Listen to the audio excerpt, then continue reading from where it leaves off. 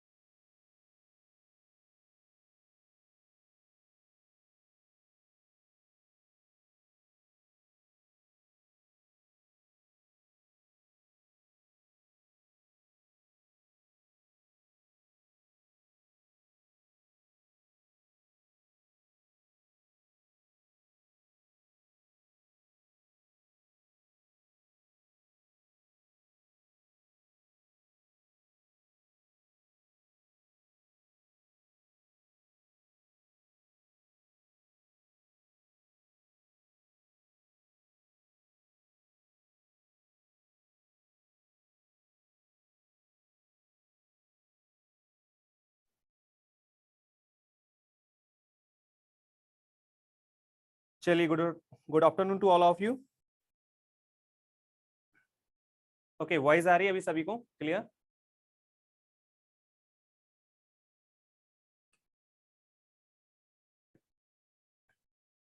सो guys let me start. ठीक है, कल हम लोग ने जहां छोड़ा था जस्ट उसके आगे आज हम लोग करने वाले हैं। ठीक है, कल मैंने आपको बताया था कि पजेसिव और एग्जेक्टिव प्रोनाउन में क्या डिफरेंट होता है। ठीक है, तो कल जैसा कि मैंने आपको चीजें समझाई थी, आज थोड़ा सा हम लोग इस चीजों को नोट करेंगे, देखेंगे और पढ़ेंगे। देखिए यहाँ पर आपको दो चीजें दिखाई दे रही हैं। ठीक है, पहला आपको दिखाई दे रहा है पजेसिव एग्जेक्टिव। ठीक है, पजेसिव एग्जेक्टिव। और यहां अगर आप देख पाएंगे तो क्या है आपका पजेसिव प्रोनाउन। क्या है? Possessive pronoun. बहुत सारे ऐसे क्वेश्चंस डाउटेबल होते हैं जब इसके ऊपर बेस्ड क्वेश्चंस होता है, क्योंकि हम लोग पहचान ही नहीं पाते कि एग्जेक्टिव क्या है और यहाँ पे प्रोनाउन क्या है।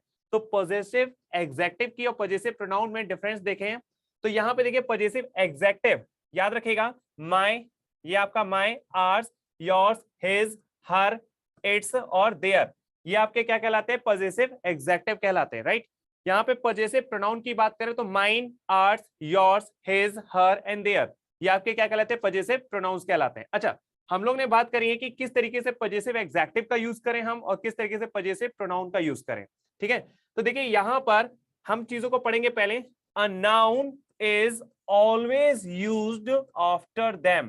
A noun is always used after them, मतलब अगर आप यहां पे देखेंगे तो जस्ट पजेसिव एग्जेक्टिव में इसके जस्ट बाद आपको क्या रखने का है? नाउन रखने का है, मतलब इसके बाद एक नाउन कंफर्म आएगा। ठीक है, जैसे अगर आप यहां पे देखेंगे तो ये क्या लिखा हुआ है आपका? माय कार, ठीक, our flat, your house.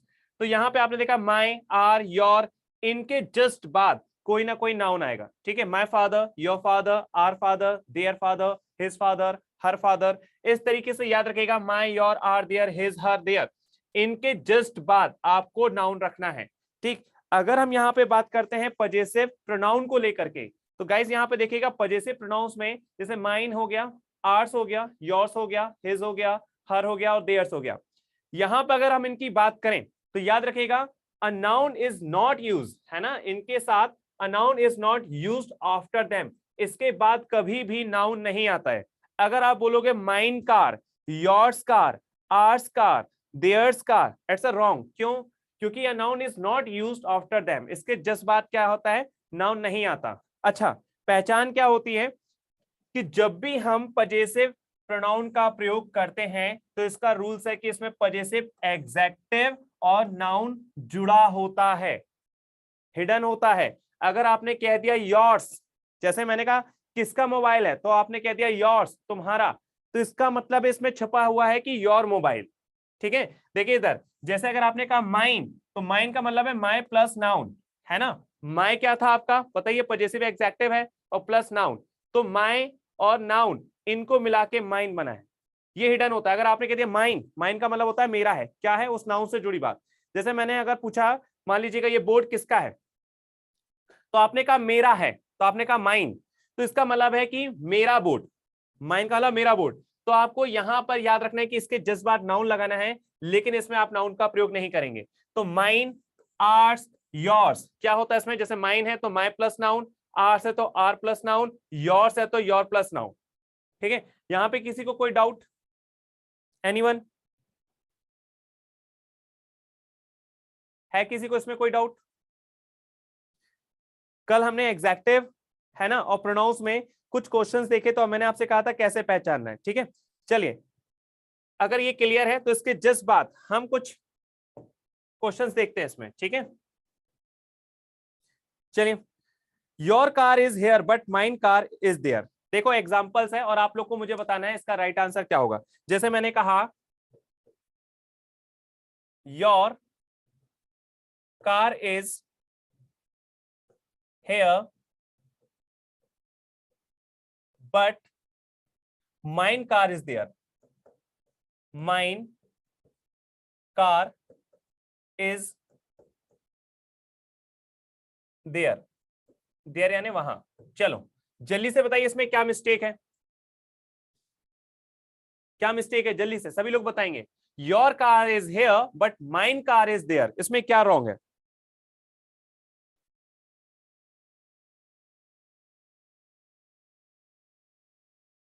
Car wrong है, कार कहां से रॉन्ग हो गई, माइन कार। ओके, अभी आपसे मैंने क्या कहा, अभी अभी 2 मिनट पहले मैंने आपको पढ़ा है कि याद रखेगा कि योर है तो इसके जस्ट बाद नाउन आता है। तो यहाँ पे ये पजेसिव एग्जेक्टिव की तरह यूज हो रहा है ना, देखो योर के बाद कार आ रहा है, तो ये पजेसिव एग्जेक्टिव, और मैंने कहा पजेसिव एग्जेक्टिव के बाद आपका नाउन आता है ना, तो यहाँ पे जस्ट इसके बाद तो नाउन आ रहा है, इट मीन्स ये तो करेक्ट है।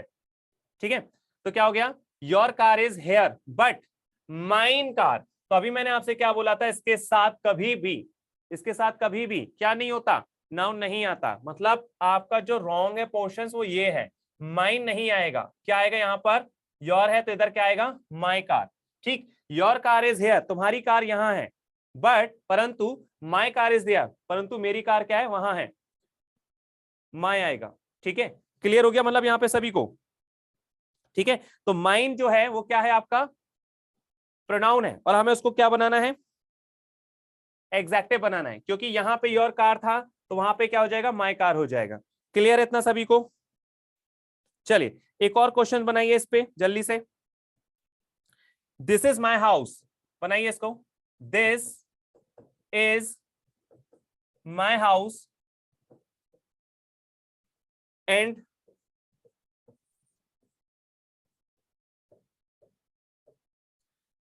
वेयर इज योर हाउस,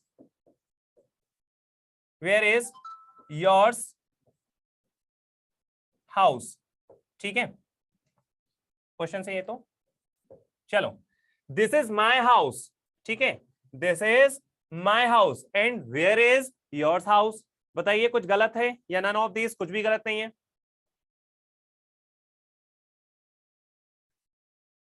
बताइए जल्दी से, योर आएगा, वेरी गुड। सो याद रखिएगा यहां पर ये जो योर्स है ना, ये प्रोनाउन की तरह यूज हुआ है, जो कि रॉन्ग है, क्योंकि प्रोनाउन में आपका नाउन नहीं लगता। ठीक है, प्रोनाउन और प्लस नाउन कैसे हो सकता है, तो ये एग्जेक्टिव है, तो यानी यहां पर क्या हो जाएगा आपका, योर आ जाएगा, योर हाउस। ठीक है, योर्स नहीं आएगा, योर हो जाएगा। चलिए अब यहां पे इस सेंटेंस को जमा के बताइए। अगर मैंने कहा इसको जमाना है आपको, our is a great country, our is a great country, ठीक है, our is a great country. जमाइए जरा सेंटेंस को। आप लोग का सेंटेंस अरेंजमेंट करने को भी आता है, क्या ये सही लिखा है? अगर नहीं लिखा है तो क्या होगा सही, करेक्ट करके बताइए जल्दी से। Our is a great country, our country is a great. Reshma very good बेटा। Deepak Ojha, our country is a great, very good. Great की स्पेलिंग सही करो बस, है ना, GREAT, ग्रेट।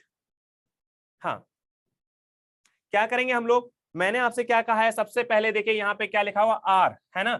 अब आपको पता आर क्या है, यहाँ पे पजेसिव एग्जेक्टिव है, इसके बाद नाउन आना चाहिए। इन सब में अगर आप देखेंगे तो नाउन क्या है, तो आप कहेंगे सर ये जो कंट्री है ये क्या है, नाउन है। ग्रेट क्या है, ग्रेट आपका एग्जेक्टिव है, ठीक है, ग्रेट, महान। आ क्या है यहाँ पे, आ आपका आर्टिकल है, क्या है यहाँ पर, आर्टिकल है। इज क्या है, इज यहाँ पर वर्ब है, ठीक है, क्या है आपकी,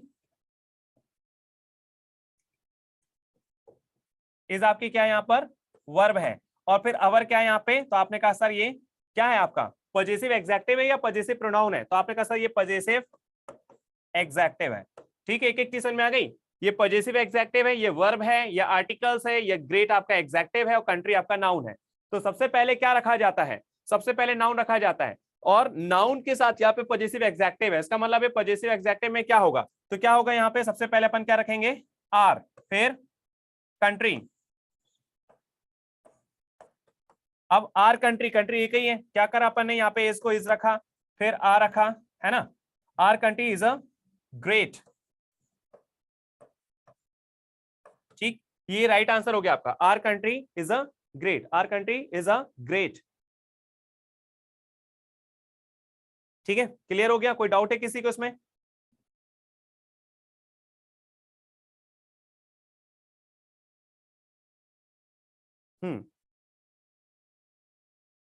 ठीक है, सबसे पहले क्या किया हमने, हमने देखा कि यहाँ पजेसिव एग्जेक्टिव है आर, फिर कंट्री, तो COUNTRY आपका कंट्री हो गया, TRY कर लेना इसको, ठीक है।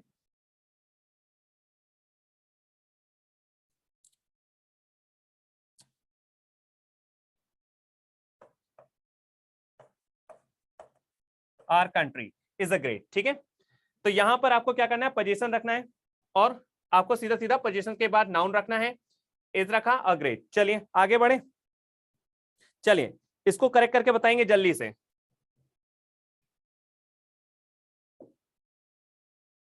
हाँ, चलिए इसको बताइए, mine is a new car, mine is a new car. चलिए जमाइए इसको, mine is a new car, क्या हो जाएगा इसका,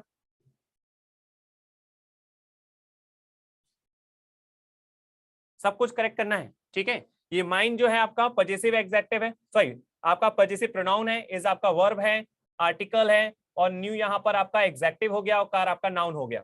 जमाइए जल्दी से जरा, न्यू कार इज माइन,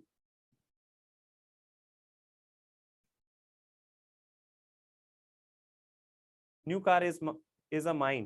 बेटा एक चीज आपने अगर इतना बोला होता है ना, न्यू कार इज माइन, तब तो ये सही है, लेकिन न्यू कार इज माइन में आपका आर्टिकल नहीं आएगा। तो याद रखिएगा, आर्टिकल अगर यूज हो रहा है, ध्यान सुनिएगा, अगर आर्टिकल यूज हो रहा है तो यहां पर पजेसिव प्रोनाउन वाली कंडीशन नहीं, बल्कि पजेसिव एग्जेक्टिव वाली होगी। तो यहां पे माइन को क्या करना पड़ेगा आपको, माय, ठीक है। फिर इसके साथ क्या आएगा, car is a new, my car is a new, ठीक है, my car is a new, मेरी कार कैसी है, नहीं है, my car is a new, ठीक है। ऐसे अगर आप बोलोगे, है ना, my car is a, my, sorry इधर आपने ऐसे बनाया था ना, क्या बनाया था, आप लोग में से किसी ने बनाया था, क्या बनाया था आपने, न्यू कार इज माइन, हाँ आपने बनाया था न्यू कार इज माइन, तो फिर ये छूटता है ना, और आपको आर्टिकल का यूज करना है। तो ये आर्टिकल का यूज तब आप कर पाओगे जब आप पोजीशन बनाओगे, ठीक है। तो my car is a new, my car is a new. चलिए अगर मैं एक और बना रहा हूं, इसको बनाइए, his a beautiful plate, his a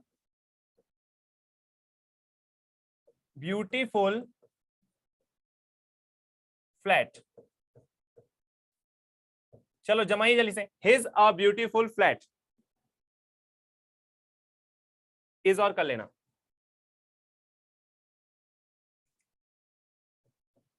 his is a, अब सही है, his is a beautiful flat, जमाइए जल्दी से करके बताइए क्या होगा इसका राइट आंसर।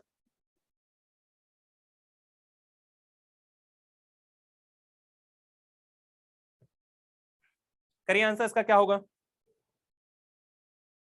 सबसे पहले क्या करेंगे आप, अगर आपने लिखा है ना ये हिज लिखा हुआ है और हिज में आपको पता है कि इसको जब हम पजेसिव एग्जैक्टिव की तरह यूज करेंगे तो नाउन आएगा, तो नाउन क्या है इसमें, नाउन तो फ्लैट है, ठीक है। इज क्या है आपका वर्ब है, और ब्यूटीफुल क्या है यहाँ पे आर्टिकल है, और ब्यूटीफुल क्या आपका एग्जैक्टिव है, तो क्या होगा इसका राइट आंसर बताइए जरा। Okay, he is a beautiful flat, नहीं बेटा ही इज अ, अगर आपने बोल दिया he is a beautiful flat तो उसका मतलब होगा कि वह खूबसूरत है ना, फ्लैट है, तो वह खूबसूरत फ्लैट है, गलत हो गया ना।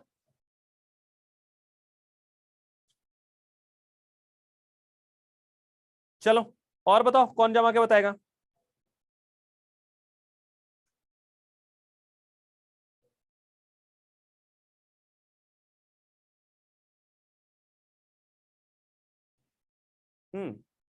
इसमें फंस गए आप लोग है ना, this is a beauty, this तो आएगा ही नहीं, दिस अपन का वर्ड ही नहीं है, flat is a beautiful his.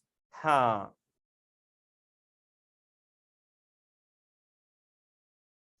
अब ध्यान से सुनिएगा, आपको ये पता है कि पर्टिकुलर अगर हम हिज को लेंगे तो इसका क्या हो जाएगा, his flat is a beautiful, his flat है ना, उसका घर इज अ ब्यूटीफुल, एक खूबसूरत है। क्या हो सकता है, कंडीशंस हो सकती हैं, चलो दोनों तरीके से अपन बना के देखते हैं अपन, ठीक है। अगर मैं इसको ऐसे बनाऊं, ऐसे बनाऊं, his flat is a beautiful, देखते हैं दोनों में आप लोग का क्या करेक्शन सही होता है।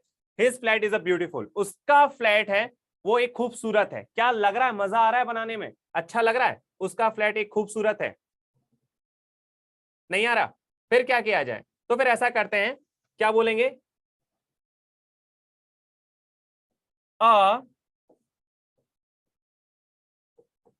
ब्यूटीफुल फ्लैट, एक खूबसूरत flat, a beautiful flat is his, उसका है, एक खूबसूरत फ्लैट जो है वो उसका है।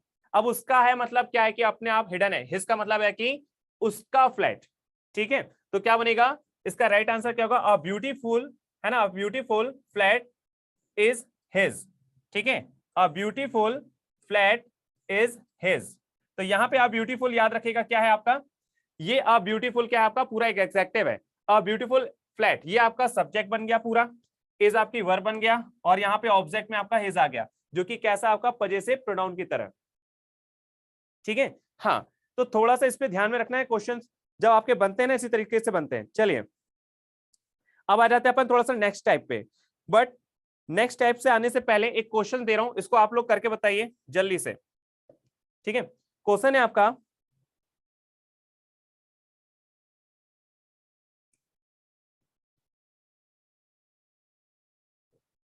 CONTRARY,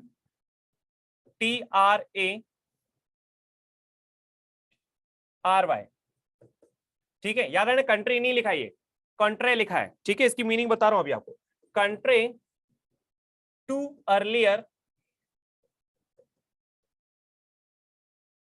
रिपोर्ट,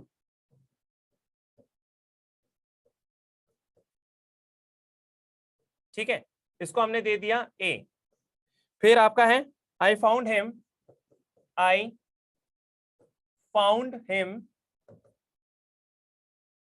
इसको मैं दे देता हूं बी, ठीक है। उसके बाद ब्राइटर देन,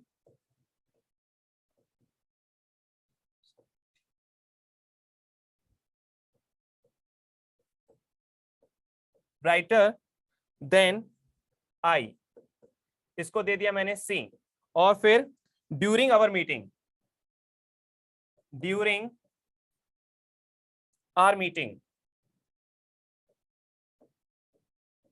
इससे पहले कि मैं नेक्स्ट स्टेप स्टार्ट करूं, आपको बताना है कि इसमें से कौन सा पोर्शन रॉन्ग है, और अगर कोई रॉन्ग नहीं है तो फिर आपको ई, नन ऑफ दीज, ठीक है। यहाँ ऑप्शन में नन ऑफ दीज हो सकता है, लेकिन अभी यहाँ नहीं दे रहा, इसमें आपको फॉल्ट ढूंढना है। जल्दी से फॉल्ट ढूंढ के बताइए इसमें सेंटेंस में क्या गलत है।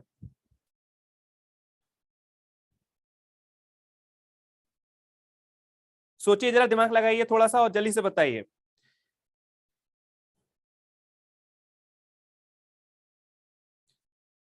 अच्छा, ये जो वर्ड लिखा है ना, CONTRARY, इसका मतलब होता है क्या? प्रतिकूल, विपरीत, है ना।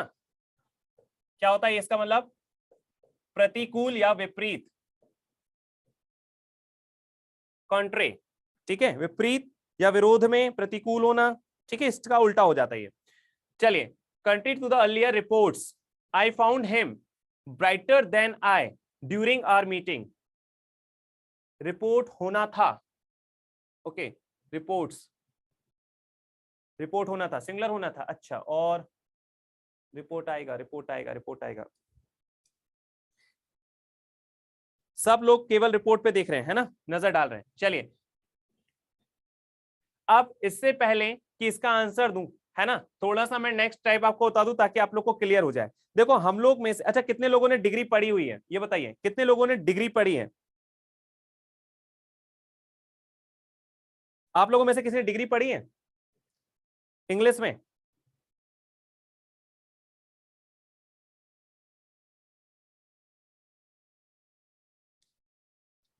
कैसे थे?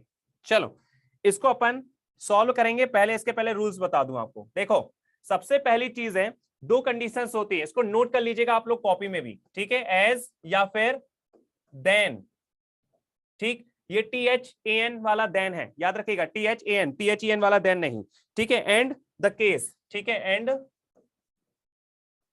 द केस, ये कंडीशंस को आपको थोड़ा सा नोट कर लीजिएगा। और यहां पे आपको बता दूं मैं, एज का मतलब होता है क्या? जैसा, ठीक है। मैंने कहा मैं ऐसा हूं जैसे आप हो, I am as you are, ठीक। मैंने कहा मैं इतना इंटेलिजेंट हूं जितने आप हो, मतलब क्या है? तो यहां पे जब हम दो चीजों की कंपेयर करते हैं, तो कंपेयर करते समय याद रखिएगा एज और देन का प्रयोग करते हैं हम। किसका? एज और देन का प्रयोग करते हैं। तो जो लाइन में बोल रहा हूं उसको आप लोग नोट कर लीजिएगा, ठीक है, वेरी इंपॉर्टेंट है, क्योंकि यहां पर एक क्वेश्चन जरूर बेस्ड बनता है और आप लोग में से कंफ्यूज होते हैं। चलिए, एज देन, इसमें आप एक चीज नोट करके लिखेंगे, कभी भी ऐसी कंडीशंस आती है, कैसी? कंपैरिजन, क्योंकि ये कंपैरिजन करता है।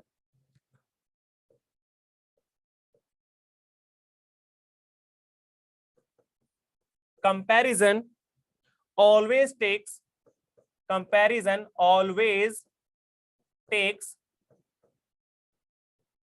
Comparison always takes place between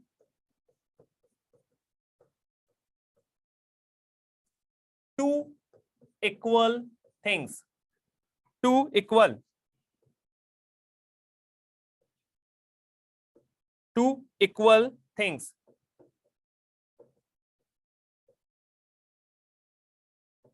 ठीक है। कैसा? टू इक्वल थिंग्स मतलब कंपैरिजन जब भी होता है, कंपैरिजन का मतलब होता है तुलना। Comparison always takes place, comparison जो है, जो किसी भी चीज की तुलना हो रही है, comparison always takes place between two equal things. अब एक चीज बताओ, अगर मान लो मुझे अपने बालों की कंपेयर करना है, अगर मैं ऐसा बोलूं कि मेरे बाल इतने काले हैं जितने आपके शूज हैं, तो मजा आएगा क्या? नहीं। अगर मैं अपने बालों की कंपेयर कर रहा हूं तो किसी और के बालों से ही कंपेयर होगी। तो मेरे बाल इतने काले हैं जितने आपके बाल हैं, ठीक। मैं इतना इंटेलिजेंट हूं जितनी वह लड़की है। अब ऐसा नहीं कि मैं इतना इंटेलिजेंट हूं जितना कंप्यूटर है। हमेशा याद रखिएगा, कंपैरिजन जो होगा वो हमेशा एक ही पर्टिकुलर थिंग्स की बात होगी, है ना, इक्वल होना चाहिए। तब ऐसी कंडीशन में हम लोग एज या देन का प्रयोग करते हैं। Same things, right. कैसा होगा आपका? Same things. अच्छा, यहां पर एक नोट करके लिख लीजिएगा, unequal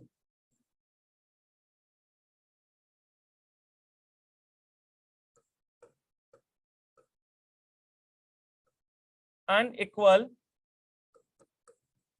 things can't be compared।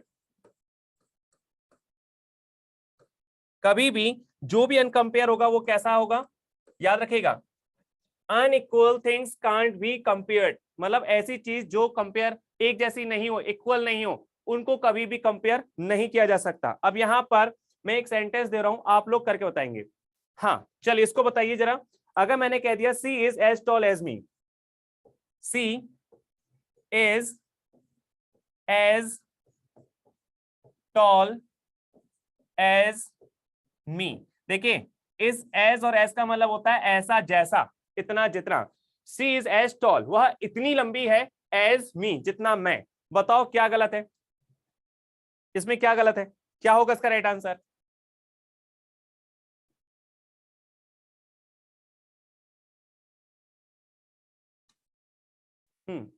क्या होना चाहिए इसका राइट आंसर?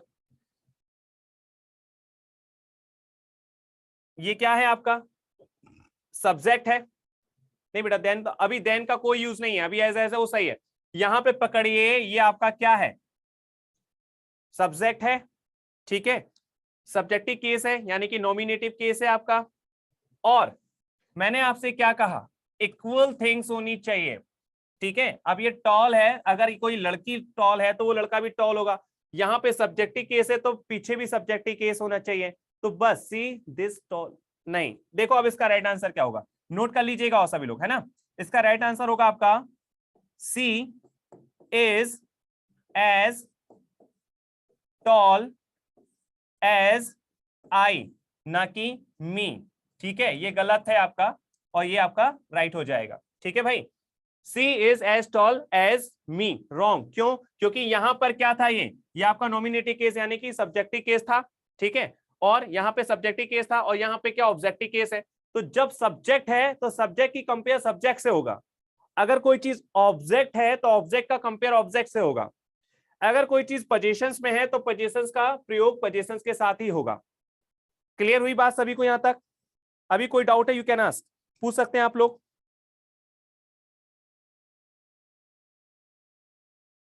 है किसी को डाउट इसमें कि सर क्या हो गया, ये समझ में नहीं आया?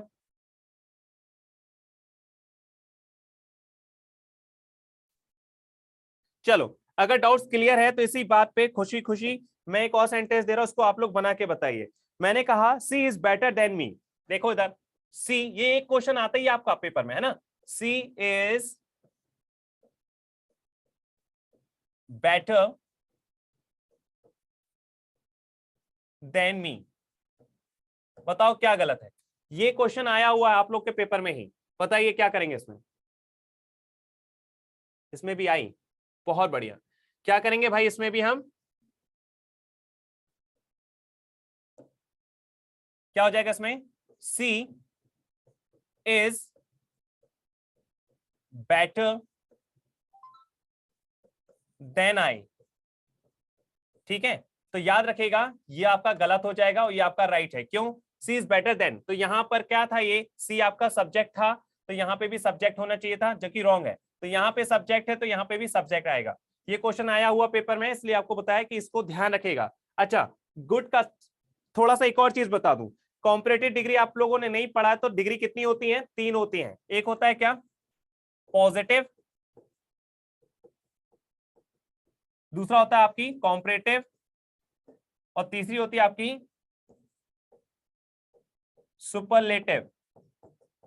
शॉर्टली बता दे रहा हूं यहाँ पे, ये 3 तरीके की डिग्री होती है। जब हम पहले केस में अगर हम बात करें पॉजिटिव में, तो किसी भी वस्तु को या किसी भी नाउन प्रोनाउन को जब हम पर्टिकुलर उसको हम एज ए एग्जैक्टिव की तरह प्रयोग करते हैं तो वो आपका क्या कहलाता है, पॉजिटिव। जैसे आपने कहा गुड, तो गुड क्या है यहाँ पे, अच्छा, है ना। लेकिन हमने कभी किसी से कंपेयर, मैं अच्छा लड़का हूं, I am a good boy, लेकिन मैं तुमसे अच्छा लड़का हूं, I am better boy than you, है ना, I am better than you, ठीक। तो यहां पे गुड का क्या बना आपका, बेटर, ठीक है। और मैंने कहा मैं सबसे अच्छा हूं, सुपरलेटिव, मैं सबसे अच्छा हूं, मतलब मुझसे अच्छा कोई हो नहीं सकता, मैं यूनिक हो गया, तो यहां पे क्या बन जाता है फिर, गुड का बेस्ट। ठीक है, तो गुड, बेटर, बेस्ट।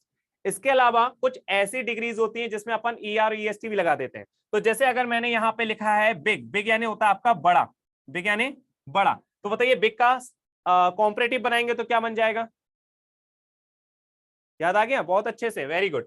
बस आपका कुछ नहीं है, जो 10th तक पढ़े हो वही सब कुछ है आपका। तो बिग का क्या बनेगा यहाँ पे, बिगर, और इधर क्या हो जाएगा आपका, बिगेस्ट। ठीक है, तो क्या हो गया, बिग, बिगर, बिगेस्ट। बिग यानी बड़ा, बिगर यानी से बड़ा, और बिगेस्ट यानी सबसे बड़ा। ठीक है, चलो इसका बताइए, अगर मैंने कह दिया यहां पर एक नया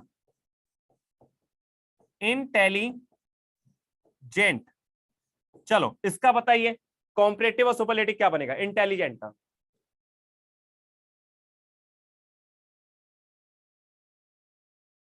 वेरी, एडवर्ब है बेटा, वेरी, है ना। इंटेलिजेंट का क्या बनेगा, यहां पर कुछ चेंज नहीं करना, यहां लगाएंगे मोर। ठीक है, क्या बनेगा, मोर इंटेलिजेंट, और इधर सुपरलेटिव में क्या हो जाएगा, मोस्ट इंटेलिजेंट। ठीक, इधर क्या हो जाएगा, मोर इंटेलिजेंट, इधर क्या हो जाएगा आपका मोस्ट इंटेलिजेंट। ठीक है, चलो ये तीनों अलग अलग है, देखो गुड, बेटर, बेस्ट अलग ही चलता है, गुड, गुडर, गुडेस्ट नहीं करना है, गुड, बेटर, बेस्ट। फिर इसके बाद कुछ होती है जैसे big, bigger, biggest, small, smaller, smallest, thin, thinner, thinnest, है ना, ब्रॉड, ब्रॉडर, ब्रॉडेस्ट, ये चलता है। लेकिन कुछ ऐसे भी एग्जेक्टिव होते हैं जिनको सेगमेंट में तोड़ नहीं सकते। ये तो देखो एक ही बार में बोला जा रहा है, big, bigger, biggest, small, smaller, smallest, लेकिन इसको आप जब बोलोगे तो सेगमेंट में टूटेगा। देखो इंटेलिजेंट तोड़ पा रहे अपन। अगर मैं इसी तरीके से कह दूं ब्यूटीफुल, देखो ब्यूटीफुल, तो याद रखिए ब्यूटीफुल का ब्यूटीफुलर मत कर देना, नहीं तो सोचो कि ब्यूटीफुल से ब्यूटीफुलर और ब्यूटीफुलेस्ट, क्या हो जाएगा ब्यूटीफुल का मोर ब्यूटीफुल, मोस्ट ब्यूटीफुल। ठीक है, तो मोर और मोस्ट का प्रयोग करेंगे। One things more, as a pronoun में आप लोग पढ़ रहे हो, है ना, तो एक चीज और ध्यान रखेगा कि कुछ ऐसे भी आपके नाउन्स होंगे जो पर्टिकुलरली जिसमें ऑलरेडी पहले से ER होता है, सॉरी ER होता है, तब ऐसी कंडीशंस में आपको देन नहीं टू का प्रयोग करना होता है। ऐसे वर्ड में जैसे आपको कह दूं सीनियर, ठीक है, जूनियर, ठीक है, तो ऐसी कंडीशन में सीनियर हो गया, जूनियर हो गया, इंफीरियर हो गया, इंटीरियर हो गया, ऐसे वर्ड जिसमें ऑलरेडी पहले से ही OR आता है, तो इसमें OR और EST वगैरह लगाने की जरूरत नहीं है। बस फर्क इतना होता है कि कभी भी, है ना, एक चीज यहीं पे एग्जांपल बता दूं, है ना, याद आ रहा है तो हो जाए आपका। जैसे देखिए मैंने कहा she is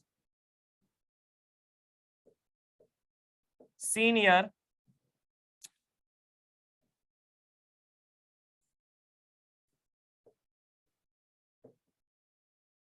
C is senior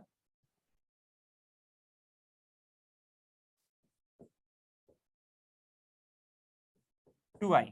अभी अपन ने पढ़ा था सब्जेक्ट का सब्जेक्ट ही रहेगा, लेकिन यहां पर एक चीज आपको सिखा रहा हूं मैं, उसको नोट करके लिख लेना कि जब भी इस तरीके के वर्ड आते हैं तो इसको कॉम्परेटिव में बदलने की जरूरत नहीं है, ऑलरेडी पहले से ही कॉम्परेटिव में होता है।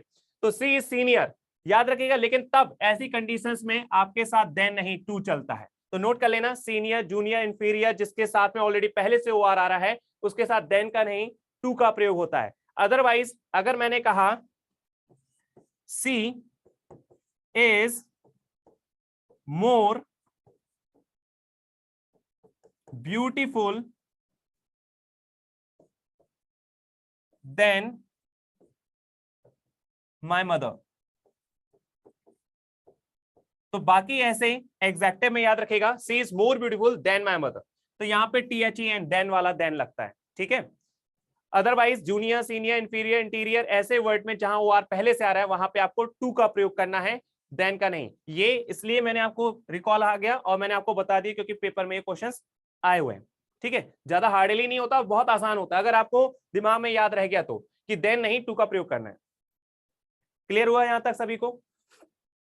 अब रिकॉल हो गया सभी को कि क्या होता है यहां पर डिग्री। चलिए तो वापस आगे बढ़ते अपन, है ना। तो हम लोग कहाँ चल रहे थे, वहीं देखते हैं एक बार फिर से।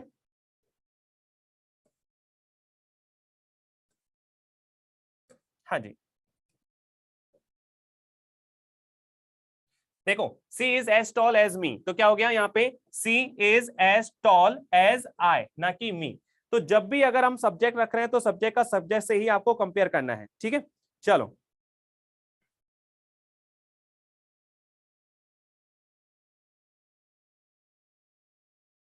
ये कर लिया आपने, है ना। इसके बाद बताइए क्या बनाया था इसका, सी इज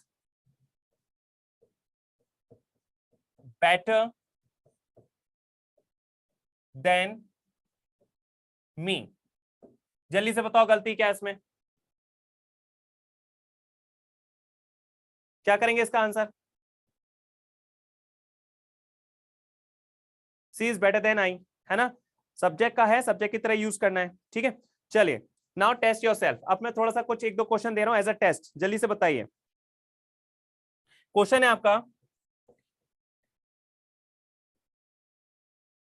दो शी अपीयर्स, अपीयर यानी होता है प्रकट होना, सामने आना, ठीक है। Appears taller but she is just, she is just an inch taller, an inch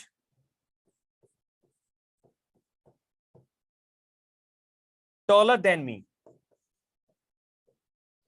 जबरदस्ती को इतना बड़ा क्वेश्चन दिया हुआ है, गलती बस एक ही जगह पे पकड़ना है, मी की जगह आई आएगा। पहले से आंसर दे दिया, फ्यूचर में दे दिया तुम लोग ने आंसर, क्यों।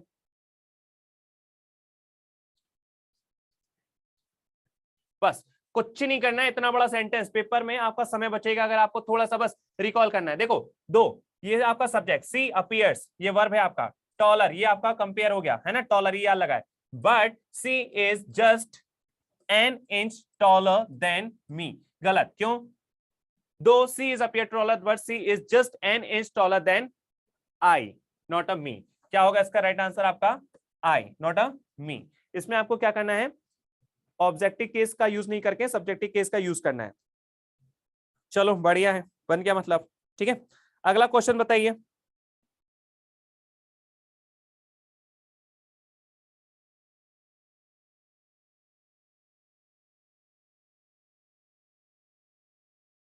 हम्म, आप लोगों के लिए अलग से क्वेश्चन ढूंढ ढूंढ के लेके आया हूं मैं ये, ठीक है, जो पेपर में लास्ट टाइम आए हुए हैं। ओके, ये बनाइए,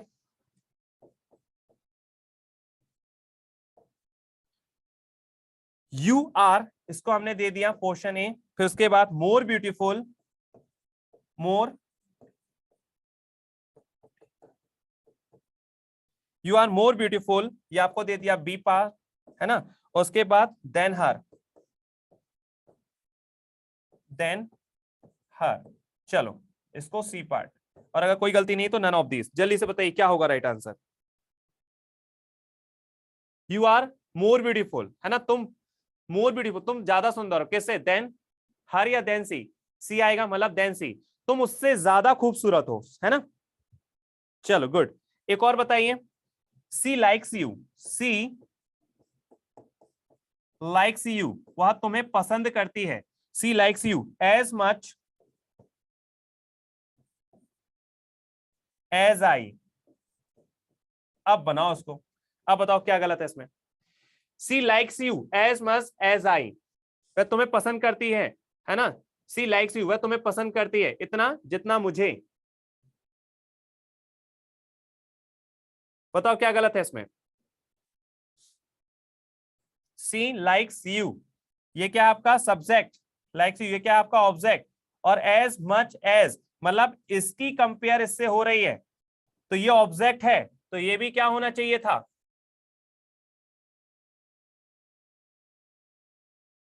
बताओ। यहां पर आपने देखा ना, ये सी लाइक्स यू वह तुम्हें पसंद करती है इतना जितना मुझे, तो मतलब वो ये जो सब्जेक्ट है काम कौन कर रहा है, ये लड़की कर रही है, किसके ऊपर कर रही है, इस यू पर, और इस यू के साथ कंपेयर किसकी हो रही है, मुझसे। तो याद रखिएगा यहाँ पे she likes you as much as I, मतलब वो तुम्हें इतना पसंद करती है जितना मुझे। तो वो लड़की जो है ना, ये सब्जेक्ट है, ये दो लोगों के ऊपर काम कर रही है, एक इसके ऊपर भी और एक इसके ऊपर भी, ठीक है, इस आई के ऊपर भी। तो यहाँ पे आई का क्या हो जाएगा राइट आंसर, मी। तो she likes you as much as me, ठीक है। तो यहाँ पे कंफर्म हो गया, ठीक है। तो याद रखिए जो काम करे वो सब्जेक्ट, और जिस पर काम हो वो ऑब्जेक्ट, ठीक। तो यहाँ पे सब्जेक्ट था, यहाँ मेन वर्ब थी, और वर्ब के बाद ऑब्जेक्ट आता है, और ऑब्जेक्ट के बाद फिर बाकी जो चीज आ रहा है वो ऑब्जेक्ट। कंपेयर किससे हो रही है, ऑब्जेक्ट की कंपेयर ऑब्जेक्ट से हो रही है। तो दैट्स व्हाई वहां पे क्या हो जाएगा आपका, आई की जगह पे मी आ जाएगा। ठीक है, क्लियर हो गया सभी को। चलो भाई आगे बढ़ा जाए फिर।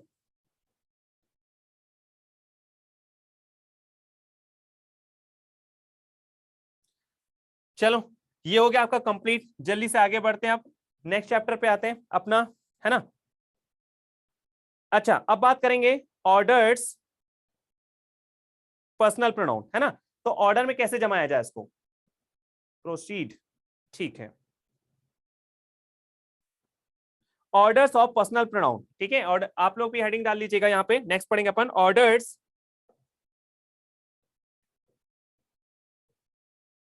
Of personal pronoun.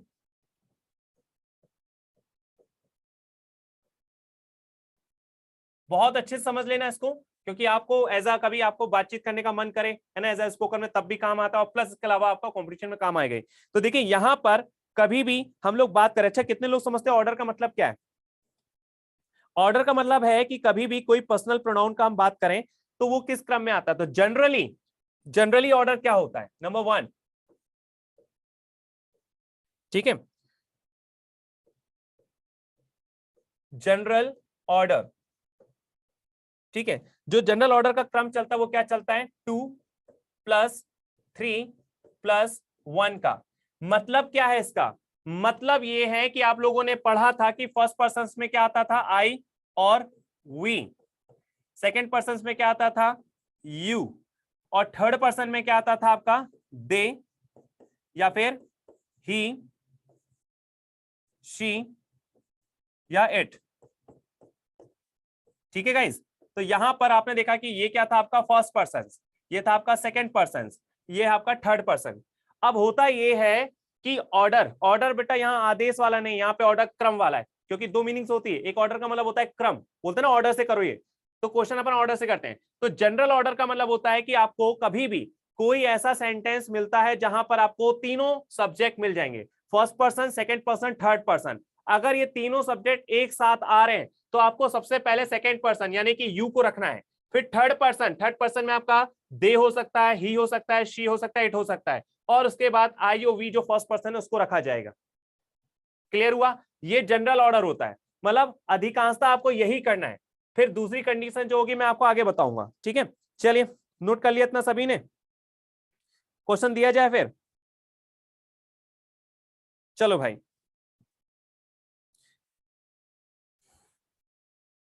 चलो एक क्वेश्चन दे रहा हूं मैं, अगर इसके पहले लेकिन एक छोटा सा रूल और लिख लीजिएगा, वाइल अच्छा एक और रूल लिख लो, ये तो फर्स्ट हो गया, सेकंड रूल और लिख लो, फिर कंटिन्यू अपन क्वेश्चन लगाते हैं। While, WHILE, while confessing, confess यानी क्या होता है, मानना, स्वीकार करना, कन्फेसिंग, ठीक है। वाइल कन्फेसिंग या एक्सेप्टिंग, स्वीकार करना, है ना।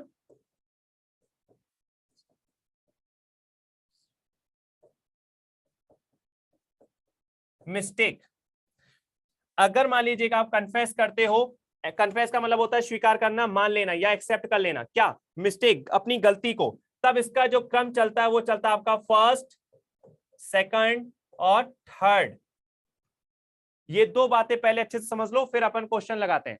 क्या कहा मैंने, ये सेकंड थर्ड फर्स्ट क्या है, ये समझ में आ रहा है आपको। ये फर्स्ट सेकंड थर्ड का मतलब है कि आपका जो हमने प्रोनाउंस पढ़े हैं, कौन से, personal pronoun, I we you they he she it, तो आई और वी को फर्स्ट, यू को सेकंड और दे ही शीट को थर्ड में रखा हमने।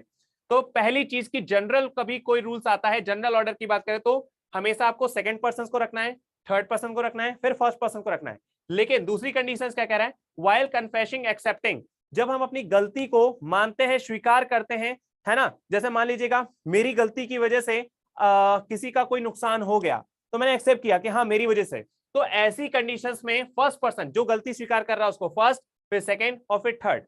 ठीक है, इसमें कोई डाउट है पूछ सकते हैं, उसके बाद फिर अपन बढ़ेंगे यहां पर एग्जांपल में, और जिसको डाउट है वो एग्जांपल में और अच्छे से क्लियर हो जाने वाला है। चलो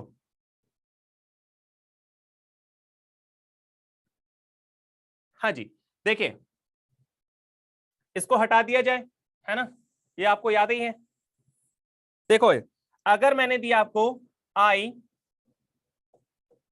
you and he, I you and he are going to the party,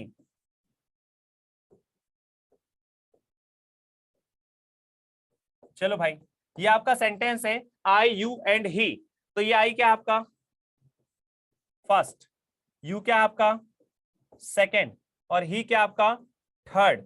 लेकिन यहां पे कोई भी ऐसी चीज नजर नहीं आ रही है सेंटेंस में जिससे अपन को पता चले कि यहाँ पे कोई मिस्टेक की बात चल रही, कन्फेसिंग एक्सेप्टिंग की बात चल रही। ये जनरल में है, जनरल ऑर्डर में है, तो जनरल ऑर्डर में है तो इसको जमा के बताइए जरा, सभी लोग का आंसर आना चाहिए, जमा के बताओ, आई विल सी, मैं सभी का आंसर देखूंगा। आई यू एंड ही, मैंने आपसे कहा कि जनरल रूल्स में आपका 2 3 1, तो ऑर्डर से जमा उसको फटाफट।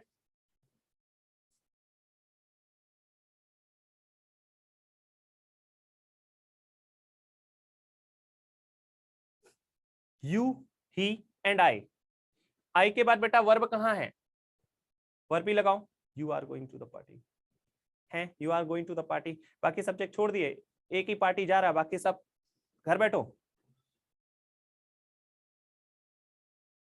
देखिए कुछ छेड़खानी आपको नहीं करना है। अच्छा एक चीज याद रखेगा, यहां पर सबसे पहले अपन ने देखा है कि 2 3 एंड फर्स्ट का रूल लगता है, तो 2 के अकॉर्डिंग यहां पे क्या रखा जाए, you,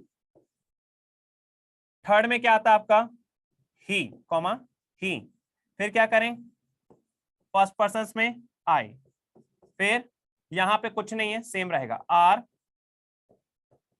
going to the party, बस इतना करना है।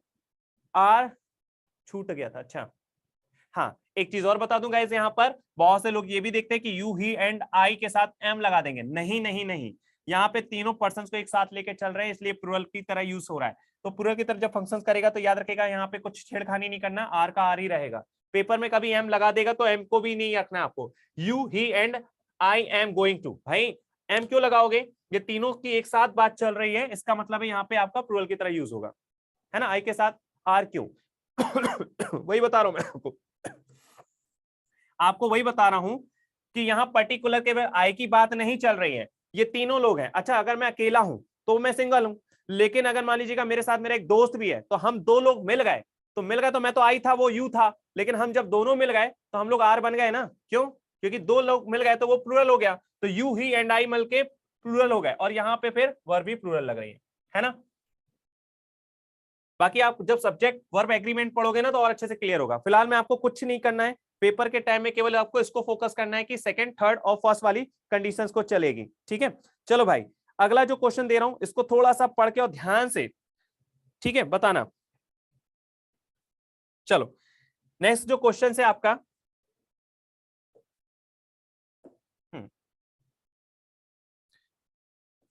You and I R responsible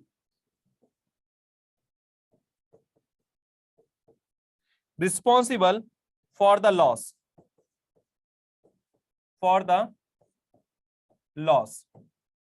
चलो भाई जल्दी से बताओ मुझे, you and I R responsible, इस पे थोड़ा सा फोकस कीजिए आप लोग। रिस्पॉन्सिबल मतलब जिम्मेदार है, फॉर द लॉस मतलब जो भी लॉस हुआ है, जो भी हानि हुई है उसके लिए तुम और मैं जिम्मेदार है।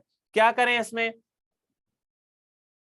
तो कहीं ना कहीं सेंटेंस से ये समझ में आ रहा है कि हम लोग कन्फेस कर रहे हैं, हाँ हम ही रिस्पॉन्सिबल है इस लॉस के, तुम और हम, तो कन्फेस कर रहे हैं ये लोग, है ना, कन्फेस कर रहे हैं, मतलब एक्सेप्ट कर रहे हैं कि हमारी गलती की वजह से लॉस हुआ है। तो ऐसी कंडीशन में क्या हो जाएगा,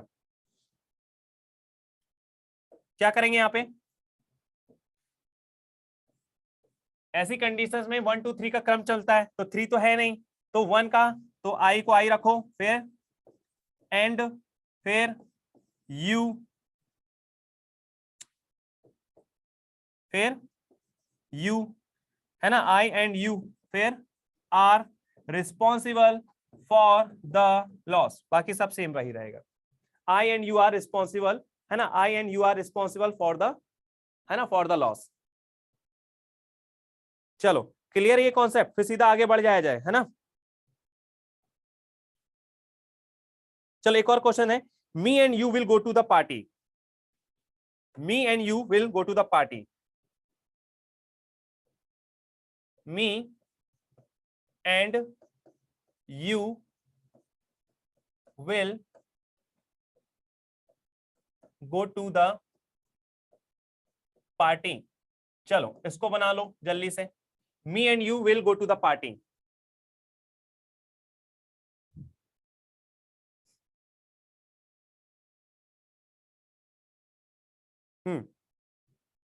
क्या होगा इसका, थोड़ा सा ध्यान देना है ना, मी लिखा हुआ है क्योंकि वहां सिंपल सा है, मी का आई हो जाएगा। हाँ मी का आई तो हो जाएगा, लेकिन जमाएंगे कैसे,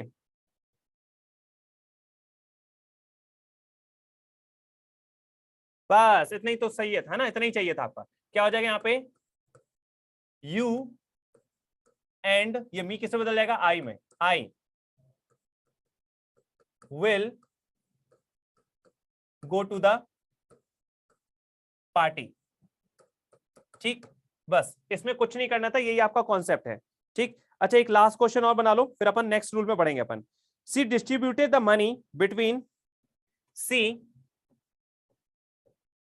क्या किया, बांटा, मतलब बांटने के लिए डिस्ट्रीब्यूट,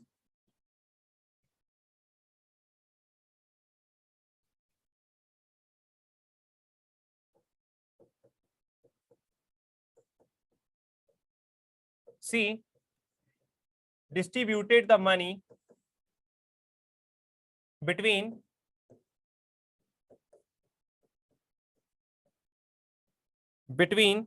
me and you। बताओ, सी डिस्ट्रीब्यूटेड द मनी, है ना, उसने पैसे बांटे बिटवीन मी एंड यू, तुम में और मुझ में। बताओ इसका राइट आंसर क्या होगा,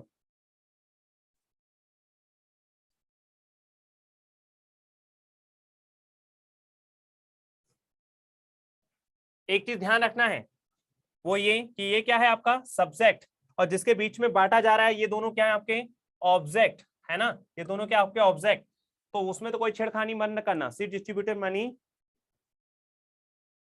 यू एंड आई, बाकी सब सेम, यू एंड आई हो जाएगा। बहुत बढ़िया, यू एंड आई क्यों होगा, क्यों होगा यू एंड आई, भाई यहाँ पे ये सब्जेक्ट है, ये वर्ब है, वर्ब के बाद अगर यहाँ पे कुछ आ रहा है तो वो आपका ऑब्जेक्ट है।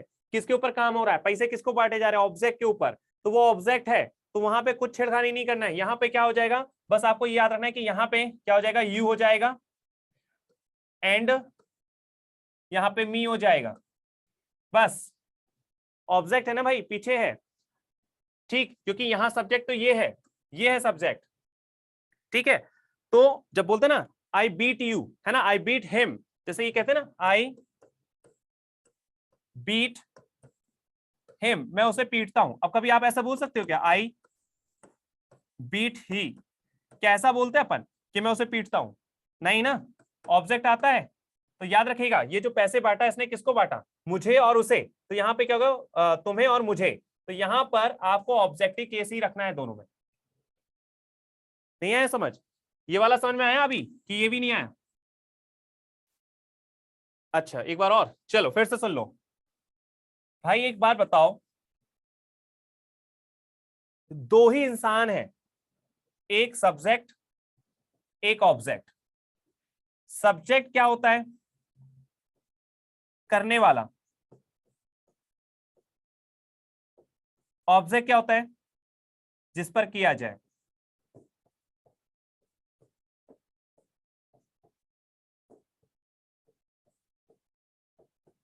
जिस पर किया जाए, ठीक। अब मैंने यहां बोला I teach her.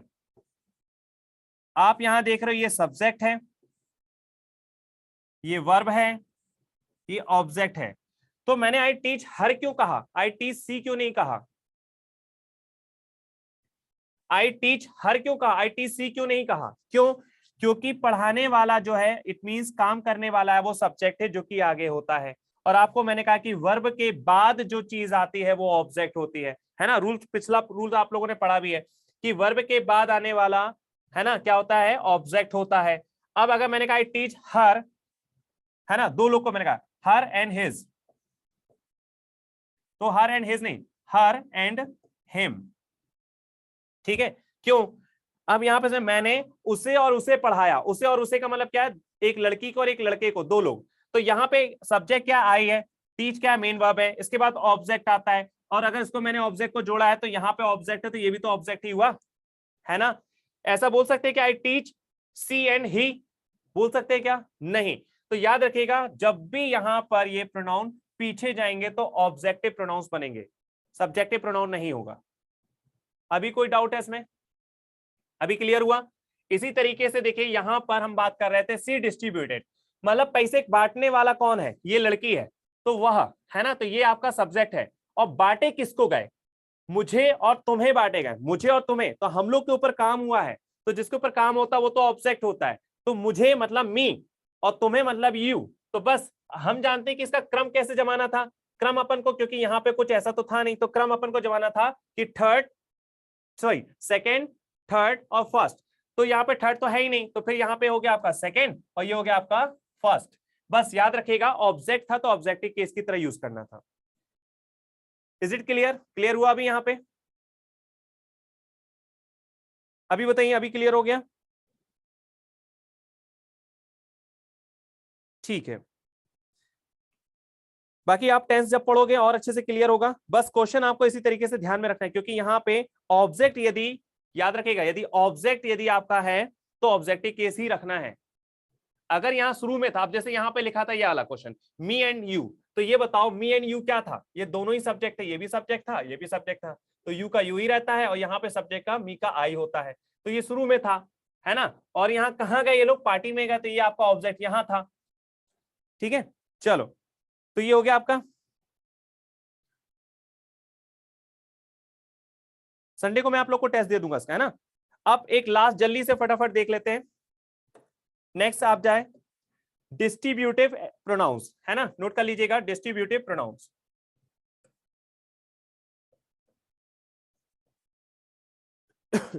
Distributive pronoun,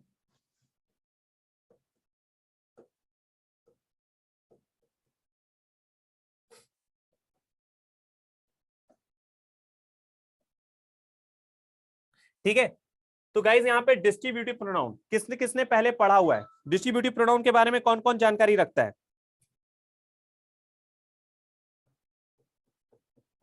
each, every, either,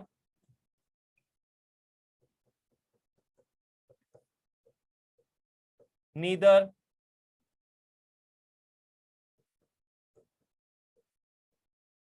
ये कुछ आपके डिस्ट्रीब्यूटिव प्रोनाउंस हैं, पहले इसको समझ लीजिएगा। ईच, एवरी, EVERY, है ना, ईच, एवरी, ईदर, नीदर, ये वो आपके प्रोनाउंस हैं जो क्या करते हैं, डिस्ट्रीब्यूट करते हैं। जैसे मैंने कहा, मेरे पास मान लीजिएगा ये दो रिमोट हैं और इन दो रिमोट से मैंने कहा या तो मेरा ये ले लो या तो मेरा ये ले लो, ठीक है, ठीक है, 5-10 मिनट की क्लास और बेटा, है ना। मैंने कहा या तो ये ले लो या तो ये ले लो, लेकिन दोनों में से एक, दोनों में से एक, तब ऐसी कंडीशंस में क्या हुआ, हम लोग डिवाइड कर रहे हैं। तो याद रखें each, every, either and either, इसका मतलब क्या होता है, ईच यानी प्रत्येक, मतलब एक एक। अब जैसे मान लीजिएगा मुझे प्राइस डिस्ट्रीब्यूट करना है, ठीक है, फिक्रा था, चलिए चलिए, अगर मान लीजिए मुझे प्राइस आपको डिस्ट्रीब्यूट करना है, तो मैं कैसे प्राइस डिस्ट्रीब्यूट करूंगा, एक एक करके, ऐसा तो नहीं इकट्ठा दे दिया। तो मैंने एक एक करके बच्चों को दिया कि फर्स्ट प्राइस, फिर सेकंड प्राइस, फिर थर्ड प्राइस, इस तरीके से मैंने क्या किया, एक एक करके। और एवरी का मतलब क्या होता है कि मैंने, जैसे आपने देखा कि टीम इंडिया जब मैच जीतती है ना, तो उसमें ट्रॉफी सारे मतलब जितने भी प्लेयर्स है सबको बुला करके एक ट्रॉफी दे दी जाती है इकट्ठा में। अच्छा, ईदर का प्रयोग होता है या तो या, है ना। जैसे मैंने कहा या तो मैं आपको मार्केट ले गया तो मैंने कहा एक काम करो, या तो चाउमीन खा लो या तो फुल्की खा लो, लेकिन खाना कोई एक चीज है। तो आपको कंडीशंस दी है क्या, या तो ये या तो ये, ठीक है। फिर आप थोड़ा सा नक्शा दिखाने लगे, अरे ये नहीं वो नहीं, तो मैंने कहा अब चलो हटाओ, ना तो तुम्हें आप फुल्की मिलेगी और ना ही आपको चाउमीन मिलेगी। तो नहीं कंडीशंस में आपको नाइदर का प्रयोग, है ना, पॉजिटिव में कोई भी एक सिलेक्शंस के लिए आइदर का प्रयोग करना है, ठीक है। फिर से सुन लो, ईच का मतलब होता है प्रत्येक, यानी हर एक एक करके। एवरी का मतलब होता है कि सभी का एक साथ। ईदर का मतलब होता है या तो या, है ना। और नीदर का मतलब ना तो ना, या दोनों में से एक भी नहीं और दोनों में से एक। हाँ, ये आपका जो नाइदर है ये नेगेटिव में यूज होता है और ईदर जो है आपका पॉजिटिव में यूज होता है, ठीक है। चलो, यहां तक की बात क्लियर हुई सभी को? Is it clear on? अब इसका यूज कैसे करते हैं, तो सबसे पहले अपन देखेंगे ईच का। बस जल्दी से एक और देख लो, है ना। यहां से स्टार्ट करते हैं अपन ईच, EACH। जो ईच का प्रयोग होता है वो कहां किया जाता है, तो लिख लीजिएगा इसको। यूज्ड फॉर टू और more than 2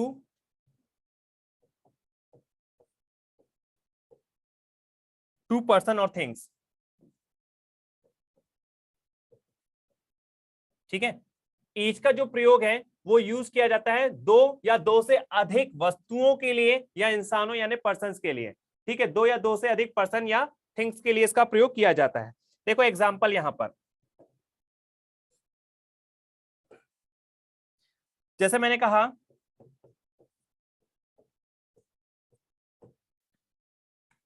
each of the 10 students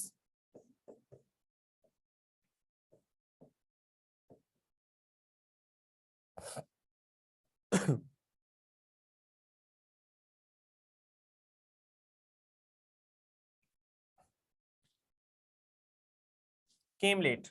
चलो, came late। चलो देखो यहां पे लिखा है ईच ऑफ द, है ना, each of the 10 students came late. Each of the 10 student मतलब बच्चे आए टोटल 50, लेकिन उन 50 में से जो 10 बच्चे हैं वो लेट आए, ठीक है। तो जो 50 बच्चे थे उसमें से कितने 10 बच्चे वो लेट आए, तो यहाँ पे ये क्या हो रहा है, डिस्ट्रीब्यूट कर रहा है। ईच ऑफ 10 मतलब प्रत्येक 10 बच्चे जो है वो कैसे आए, लेट आए। और एग्जाम्पल देखो, जैसे मैंने कहा each of the the 5 boys is going there।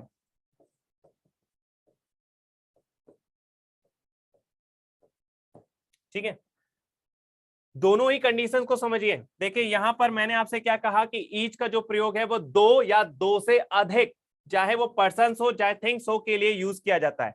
एक नोट करने वाली बात कि जब भी हम ईच ऑफ का प्रयोग करते हैं इसके बाद आपका देखो ईच ऑफ का जब प्रयोग करते हैं तो इसके बाद जो आपका वर्ड आता है याद रखिएगा वो आपका कैसा होता है, प्लूरल होता है। अगर कब, जब ऑफ लग रहा है ना, बार बार बोल रहा हूं, रिकॉर्डेड वीडियो हो जाएगी तब भी आप बार बार सुन लेना कि ईच ऑफ, एवरी, ईदर और नीदर, इनके बाद हमेशा सिंगुलर नाउन आता है। कैसा नाउन आता है, सिंगुलर। वर्ब भी सिंगुलर आती है। फिर से क्या बोल रहा हूं, सुनना ध्यान से। जब भी ईच, एवरी, ईदर, नीदर या डिस्ट्रीब्यूटिव प्रोनाउंस का प्रयोग करते हो तो इसके जस्ट बाद हमेशा सिंगुलर नाउन आता है और सिंगुलर वर्ब भी आती है। सिंगुलर नाउन सिंगुलर वर्ब मतलब कभी भी बॉयज नहीं होगा, गर्ल्स नहीं होगा, और ना ही आर, वर, ऐसे प्लूरल, ना तो नाउ प्लूरल सब्जेक्ट आएगा और ना ही प्लूरल वर्ब आएगी। लेकिन इनके साथ यदि ऑफ का प्रयोग किया जाता है, यदि इनके साथ ऑफ का प्रयोग किया जाता है तो नाउन तो आपका प्लूरल हो जाएगा लेकिन वर्ब फिर भी सिंगुलर ही रहेगी। नाउन कैसा, नाउन तो प्लूरल हो जाएगा। देखो 10 लिखा था स्टूडेंट्स हो गया, 5 लिखा था बॉयज हो गया। क्यों, क्योंकि यहां पे ऑफ लगा था इसीलिए। लेकिन वर्ब फिर भी सिंगुलर ही रहेगी। क्या कहा कि ऐसी कंडीशंस में आपको वर्ब कैसी लगाना है, सिंगुलर ही लगाना है। ठीक है, तो ईच ऑफ द 5 बॉयज, बहुत से लोग सोचेंगे यहाँ तो आर आना था इसलिए सेंटेंस ये गलत है, नहीं सही है। तो क्योंकि ऑफ लगा हुआ है इसीलिए यहां पे आपने नाउन को तो प्लूरल कर दिया लेकिन वर्ब फिर भी सिंगुलर ही रहेगी। गॉट इट, क्लियर हुआ इतना? पहले वाले का मतलब है each of the 10 students came late, है ना, प्रत्येक 10 लड़के जो है वो लेट आए। इसका मतलब है each of the 5 boys is going there, है ना, प्रत्येक 5 लड़के जा रहे हैं, कहां, वहां जा रहे हैं। तो प्रत्येक 5 लड़के, तो अपन क्या करते हैं ना, जैसे फॉर एग्जांपल के तौर पे आप लोग जब एग्जामिनेशन हॉल में बैठते हो, ठीक है, तो आपको मान लीजिएगा फ्रेश होने के लिए बाहर जाना है, तो टीचर क्या बोलता है, बस 2-2 लोग जाएंगे, 2-2 करके लोग जाएंगे।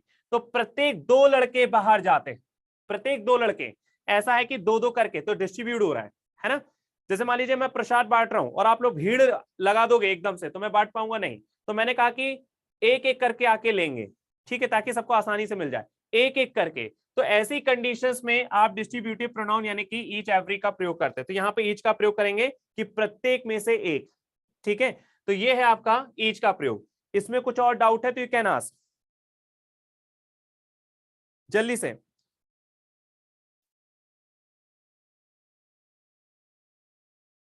है कोई डाउट?